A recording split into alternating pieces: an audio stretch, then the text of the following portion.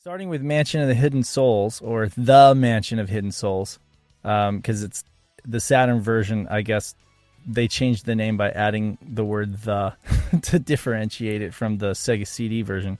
Some people might consider this like a walking simulator, I guess, but I mean it's essentially an adventure FMV game. So even though I personally feel like these are fairly decent games, back in the day, they didn't review very well because by the time they came out, the industry was pretty much done with the whole FMV thing and they were moving on. So they didn't review particularly well as a result. But the Mansion of the Hidden Souls, it's called Shinsetsu Yumemi Yakata Tobira no Oku ni Dareka ga, which is roughly translated to Gently Dreaming Mansion, Someone Behind the Door. And it came out in winter of 94 in Japan, summer 95 in the US, and it was developed by System Seicom, published by Sega.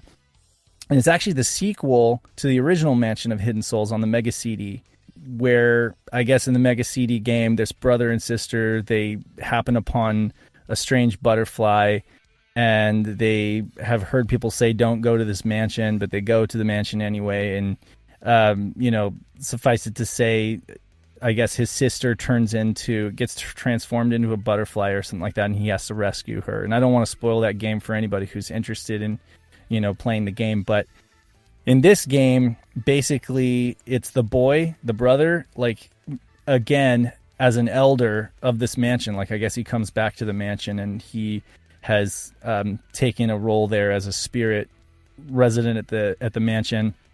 And apparently, there are several souls who have abandoned humanity to occupy this mansion in the form of butterflies, because that makes sense.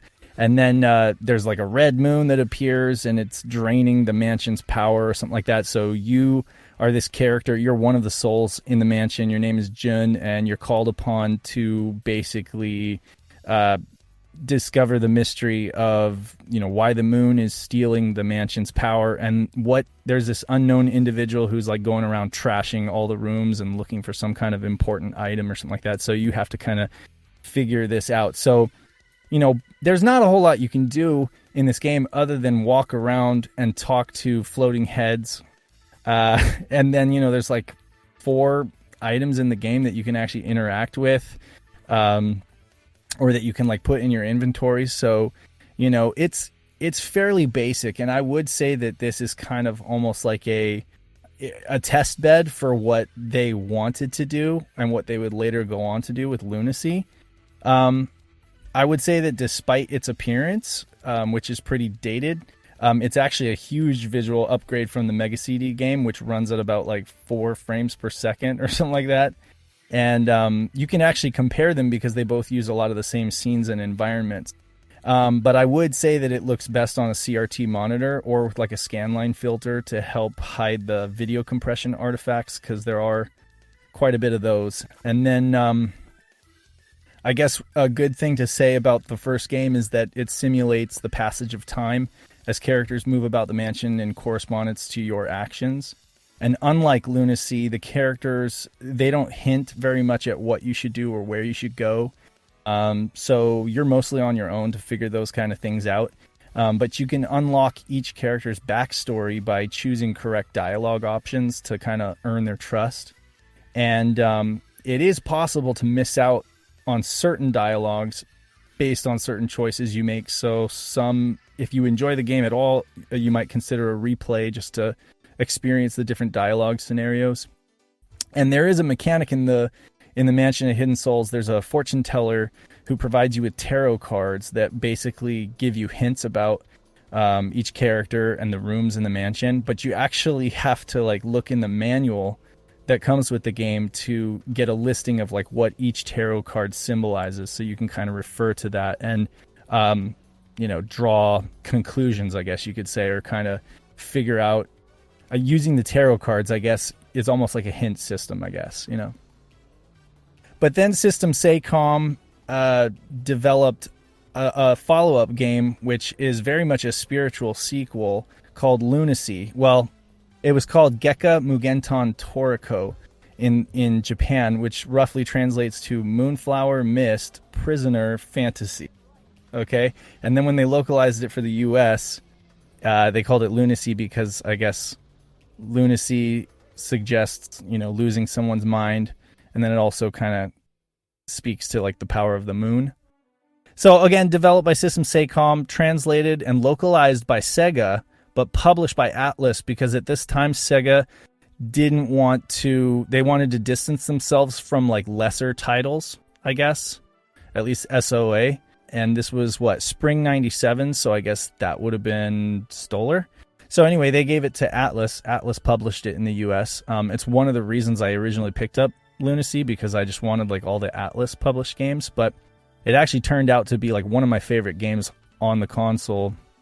As I said, it's a spiritual successor, so it's not like, it's hard to argue that it's an actual sequel, but it's directed by Hiroyuki Naruhama, who would actually go on to make Deep Fear, so yet another Halloween horror kind of tie-in kind of thing. Basically, it's an adventure FMV with character dialogue and some complex puzzles.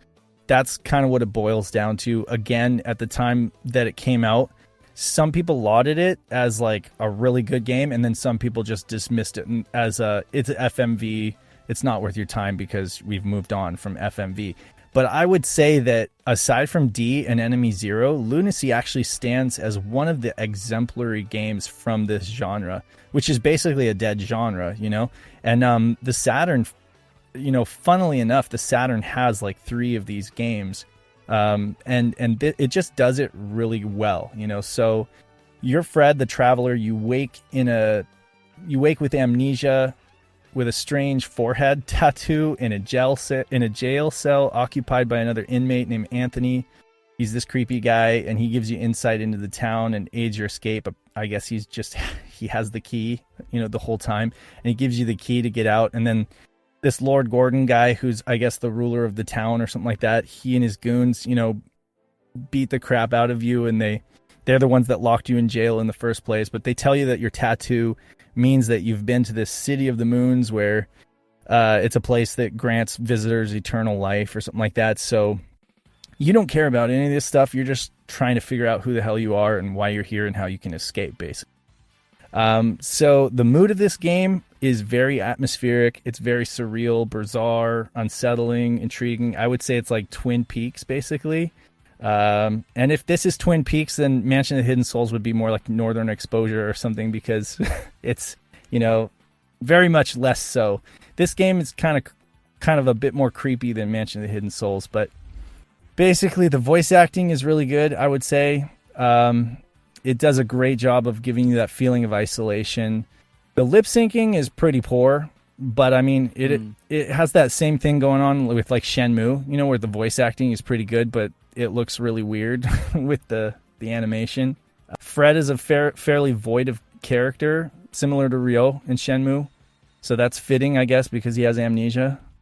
Yeah, it's really interesting, though. I'm actually really interested in trying this out. I know I liked D quite a bit, so maybe this might be up my alley then. I think you would like it. I think if you have the patience for it and you can set aside a couple hours, because this game, you can get through the first disc in like an hour and a half, 2 hours, and then the second disc I think is probably like an hour, maybe an hour and a half. So it's not a long game, but there's just so much going for it. Honestly, I think like I said, the industry was disillusioned about FMV games, so that factored in heavily to the negative reviews. But the music is amazing. Hideo Suzuki and Naoki Jimbo did the music. I did a music cast a while back talking about the music, and I think it's absolutely excellent. Like, every track in this game are great. The town characters give hints and clues what to do. There's like a memory select system that allows you to go back and review conversations you've had. So even if you sit down and you play the game a little bit and then you save and then you don't come back to it for like a week or something, some of those games that you play, you forget what was happening. But with this, you can actually go back and review the conversations you've had, so you can get yourself right back to track, with what you need to do. I'd say that the town can be difficult to navigate at first, but it did come with a physical map. So just like the first game relied on the manual to give you the tarot card definitions, this game I would say is best played with the map so that you can just, not waste so much time trying to figure out where things are in the town. So you can download that on GameFAQs or something like that. And then there's 2 discs. So, once you get through the first disc, and I don't want to spoil anything for anybody, but it really becomes Halloween-y towards towards the second disc, where everything gets turned upside down and there's like man-eating carpets and I don't know, there's like crazy puzzles and rooms that kill people. So yeah. Well, you definitely got me intrigued. Yeah, I think that it's one of those things where I often feel like I have to defend this game because it's an acquired taste, and some people are just not interested. Some people, it's just not their cup of tea. They want shmups, or they want like Twitch gameplay. But if you like film, if you like David Lynch, if you like creepy, weird stuff with strange vibes, this game is great. It actually does have a story to it. By playing these 2 games again, I really found that there's a lot that ties the 2 games together. There's like, they both have this urgent theme of escape. They both deal with like the theme of like resistance, and then also acceptance, kind of like giving in and just kind of going with the flow, I guess, or just accepting fate. They both have large mansions. They both deal with souls incarnated as butterflies. They both have a huge importance on the number 4, and it comes up over and over and over again. The famous Japanese number shi for death. Yes. Yeah. And then, I mean, it plays throughout both games like so heavily. There's so many things that are in the number 4, and I actually started noticing it more on my second playthrough. So thanks, Pat, for mentioning that. Yeah, because I hadn't even thought about that, but that's an unlucky number in Japan. They actually don't have 4th floors in Japan for that same reason. Right. But we also don't have 13th floors, so imagine if a building in America exists where there's no 4th and 13th floor. That'd be kind of funny. It would be confusing. And okay, so a few more things. The souls incarnated as butterflies. It's a big deal because it was in the Sega CD game, then it was in Mansion, and then it was in Lunacy. And it's kind of this thing that ties them all together. I guess System Saycom had a thing for butterflies or something. But they also deal with like the power of the moon, and with the full moon coming at like the 4th month or something like that. I don't know. Anyway, transportation through paintings and mirrors. There's a collector in both games. There's a character called the Collector, and he has an entire room filled with deceased butterflies. So if the souls are incarnated as butterflies, but this guy's got like a room filled with deceased butterflies, I don't really know what that says, but it's kind of creepy. And then the quest for eternal life both deal with that in some way or another. And that Collector is, I'm not going to spoil it for anybody and say who it is, but the Collector in Lunacy, he's the only character in the game who does not have the forehead tattoo. Like at the end of the game, when Fred finally figures out how to flood Misty Town with mist, and the town gets flooded with this red mist, everyone gets sent to the City of Moons, which is the second disc. And when that happens, everyone has the forehead tattoo, which is, I guess, proof that you've been to the City of Moons. You get this mark on your forehead. But the Collector is the only one who doesn't have that mark. It's kind of weird. Out of context, that sounds extremely crazy and like a fever dream. Definitely. The ending of Mansion of Hidden Souls is very much a fever dream in and of itself. But then Lunacy, the entire game, is kind of a fever dream. And I would definitely say that's an apt way to describe it. But yeah, so I would probably have to play the game a couple more times to try to like figure out what exactly is going on, because there's so much suggested. And again, it could just be like crazy Japanese guys trying to make an off-the-wall story or whatever.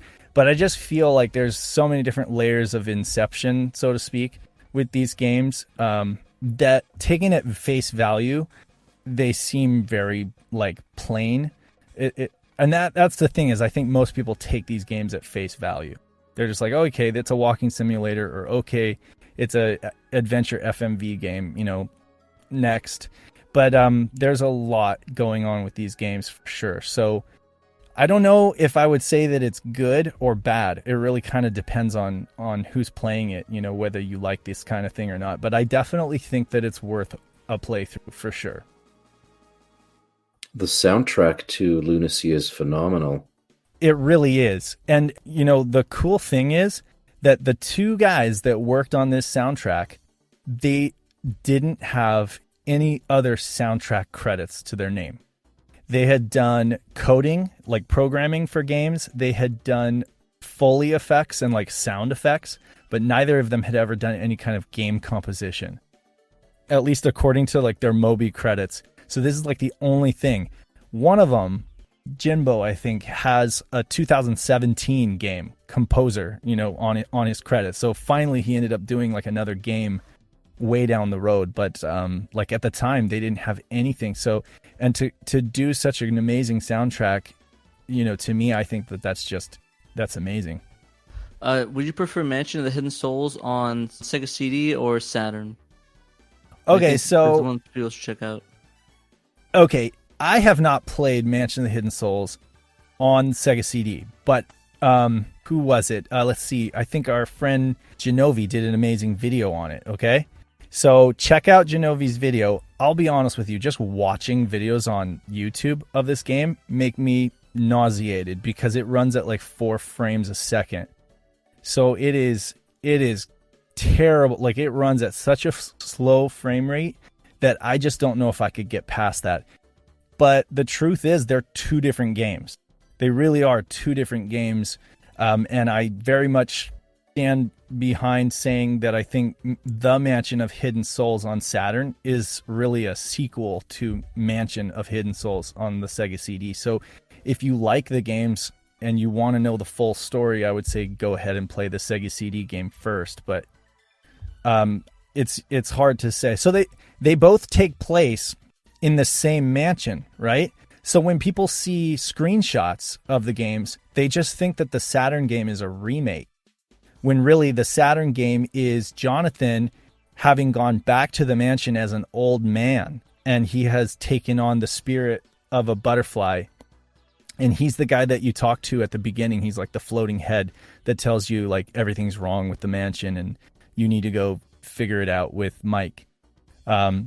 Yeah, it's definitely a second game. I'm interested in playing these now. This sounds super interesting.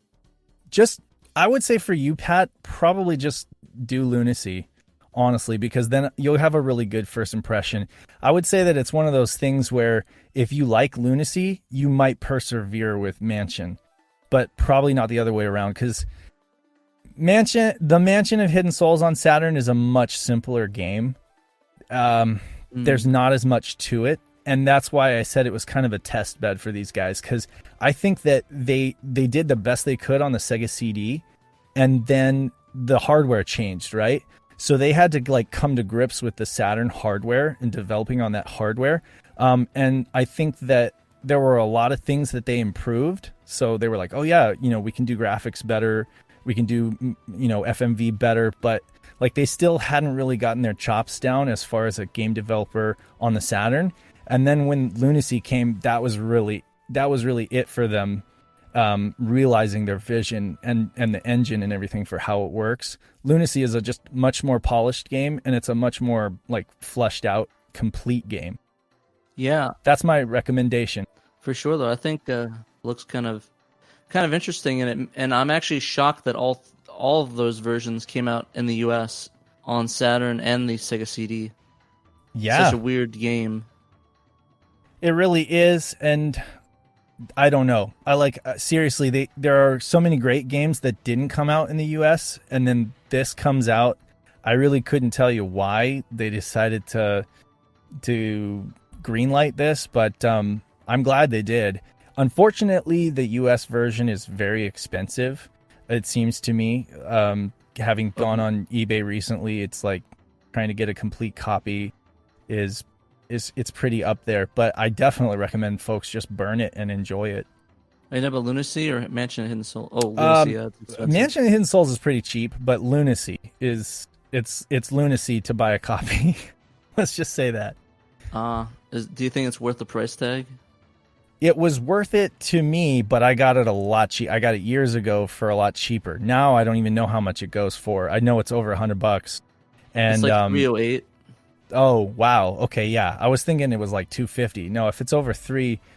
So I mean, it's 2 discs, a map, a manual, and then you get like it's got the old style plastic insert that you put the second disc on. I think it's a worthwhile experience, and I think most folks will just do well enough to burn a copy and play the game so that they can say they played it. It's one of those games where you sit down and it definitely grips you all the way through to the end. And because it's like a 4-hour sitting, anybody can do it if they're interested. And it's weird enough and creepy enough that I think that it keeps you going until the end. The City of Moons, though, it can be kind of confusing. There's like 2 towers, and then there's a central hub that kind of connects the towers.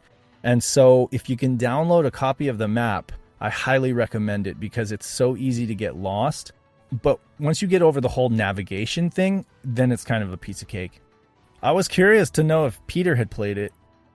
I have given it a try, and I think it is sort of the state-of-the-art of full motion video on the Saturn.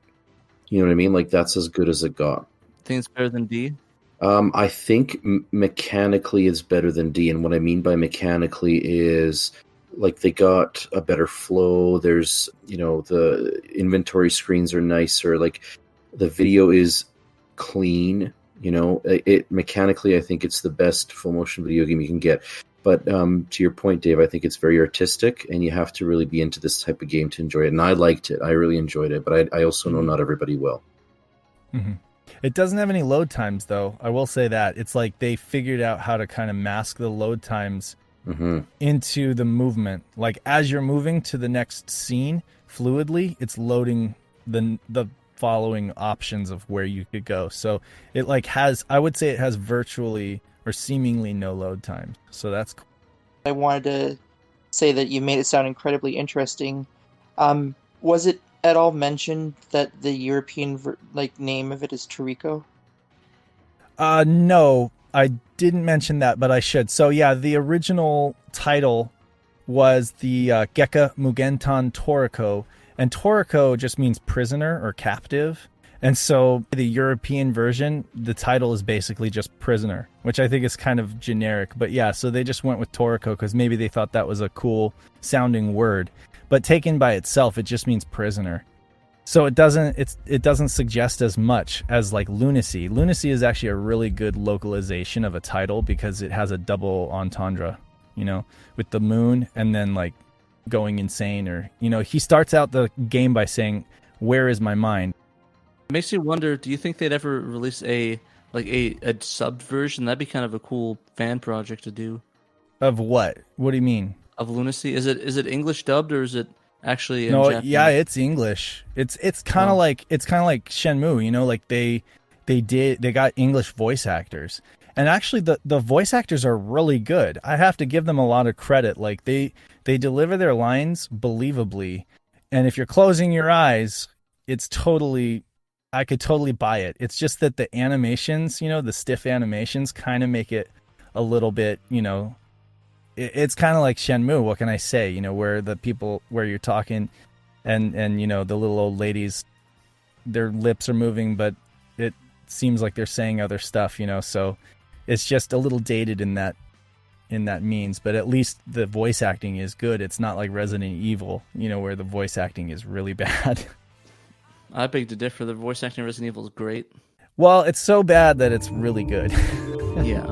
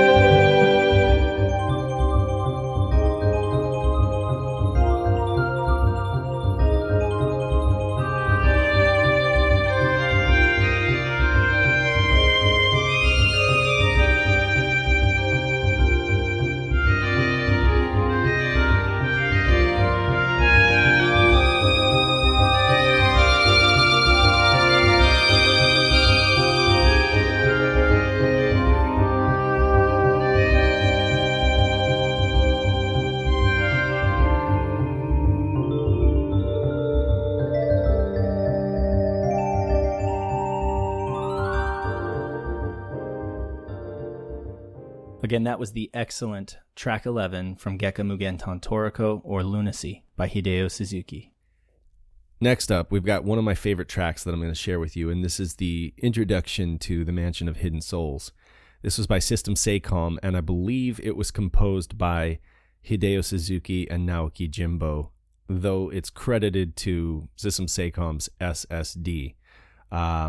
But later games like Lunacy would be credited to those two, and it's got a very familial vibe, so I think that it's the same guys. But that said, this song isn't necessarily haunting as much as it is kind of enchanting.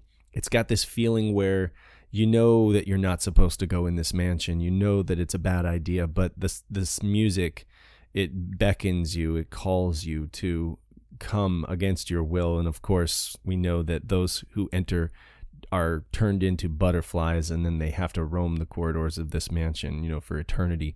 But yeah, it's just there's just something to this, with the strings and the full, the orchestration. Of course, it's digital, but it's just got a great vibe to it, and I think you guys are going to love this track. So again, this is the introduction to the Mansion of Hidden Souls by System Seicom's SSD.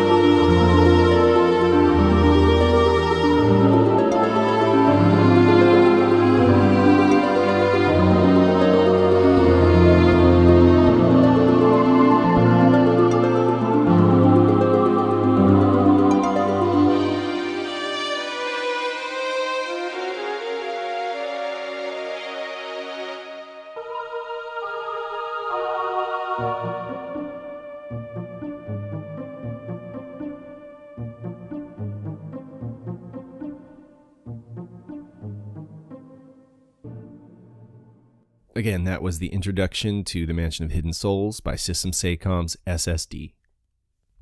Next up, we have a track from one of my favorite games on the Saturn. It's probably my second favorite game on the Saturn, which is Lunacy. And this is the title theme from Lunacy. It's just a beautiful track. And again, this is System Seicom, composers Hideo Suzuki and Naoki Jinbo.